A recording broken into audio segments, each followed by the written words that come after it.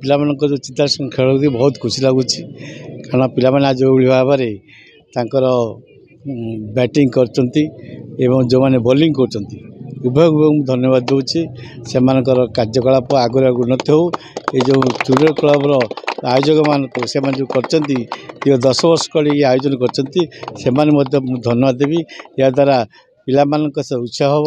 ଏ cricket ଖେଳ ଆଜି ସେମାନେ ଆଜି ଯେଉଁମାନେ ଆଜି ଆମ ଭାରତ ବର୍ଷରେ କ୍ରିକେଟ ଖେଳି ଖ୍ୟାତି ଅର୍ଜନ କରିଛନ୍ତି ତେନ୍ଦୁଲକର ଆରମ୍ଭ କରି ଆମର ଗାଭାସ୍କର ଆରମ୍ଭ କରି ଯେଉଁମାନେ କରିଛନ୍ତି ସେମାନେ ଆନ୍ତରିକ ଖେଳ ହେଇଛି। ତେଣୁ ସେମାନେ ମଧ୍ୟ ଆଜି ଉନ୍ନତି କରିଛନ୍ତି। ଏହି ଖେଳରେ ମଧ୍ୟ କାଲି ଦିନ ଆନ୍ତରିକ ଖେଳ କାହିଁ ନ ହେବେ। ତେଣୁ ତାଙ୍କ ଉଦ୍ୟମ ଜାରି ରହୁ ଏବଂ ମା ଭଗବତୀ ତାଙ୍କ ସବୁ ମଙ୍ଗଳ କରନ୍ତୁ। ମୋର ସମସ୍ତଙ୍କୁ ନମସ୍କାର। ମୁଁ ଯୁବ ସମାଜସେବୀ ବାଦଲ କୁମାର ଜମ୍ବତି।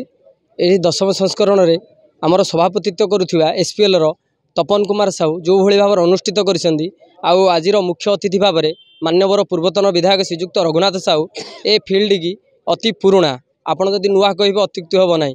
ତେଣୁକରି ସେ ଗତ ବର୍ଷ ମଧ୍ୟ ଆସୁଛନ୍ତି। ଆପଣ କହିଲେ ତୃତୀୟ ବର୍ଷ ନାହିଁ, ସବୁ ବର୍ଷ ମଧ୍ୟ ସମୟ ଦିଅନ୍ତି।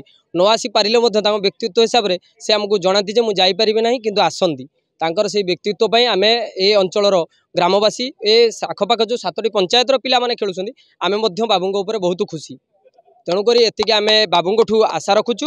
ଆଉ ଆପଣଙ୍କ ମିଡ଼ିଆ ମାଧ୍ୟମରେ ଏ ପଡ଼ିଆ ପ୍ରତି ମୋର ଏତିକି ଅନୁରୋଧ ଆପଣ ଜଣାଇବେ ସରକାରଙ୍କ ପ୍ରତି ଯେ ବହୁତ ଆସୁଛନ୍ତି, ପୃଥ୍ୱୀରାଜ ସାର୍ ଆସିଥିଲେ, ସମସ୍ତେ ଆସୁଛନ୍ତି MLMP, କିନ୍ତୁ ଏ ପଡ଼ିଆ ପ୍ରତି ଅବହେଳିତ ରହିଛି। ଏ ପଡ଼ିଆ ଯଦି ନୂତନ ରୂପେ ପୁଣି ଗତ ବର୍ଷ ଉଭା ହେଇଥିବ ତାହେଲେ ଆମେ ସମସ୍ତେ ଯେଉଁ ଫାଇନାଲିଷ୍ଟ ଅଛନ୍ତି ଖେଳାଳିମାନେ ଓ ଆଖପାଖର ଅଞ୍ଚଳର ଆମେ ଗ୍ରାମବାସୀମାନେ ବହୁତ ଖୁସି ଅନୁଭବ କରିବୁ।